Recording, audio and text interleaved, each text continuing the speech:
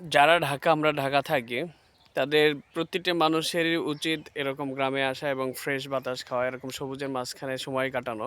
তাহলে তার দুঃখ বেদনা এবং ভালোবাসা সবকিছু দুঃখ বেদনা চলে যাবে এবং আম স্বস্তি ফিরে আসবে, টেনশন মুক্ত হবে। আমাদের উচিত আসলেও গ্রামে চলে আসা, গ্রামে এসে দেখে যাওয়া। আসলে গ্রামের পরিবেশের সাথে অ্যাডজাস্ট করে নেওয়াটা উত্তম এবং গ্রামে প্রায় আসা উচিত এবং গ্রামে এসে এরকম পরিবেশ উপভোগ করা উচিত এবং ফ্রেশ বাতাস নেওয়া উচিত। এবং এতে দেখা যাচ্ছে যে এরকম সবুজের মাঝখানে থাকলে আসলে চোখও ভালো থাকে। আমাদের ঢাকার মানুষের অধিকাংশ এই মোবাইল দেখতে দেখতে আসলে চোখের পাওয়ার কমে যায়। হ্যাঁ, এরকম সবুজের মাঝখানে আসলে চোখ ভালো হয়ে যাবে আমার বিশ্বাস। হ্যাঁ, চোখে স্বস্তি থাকবে।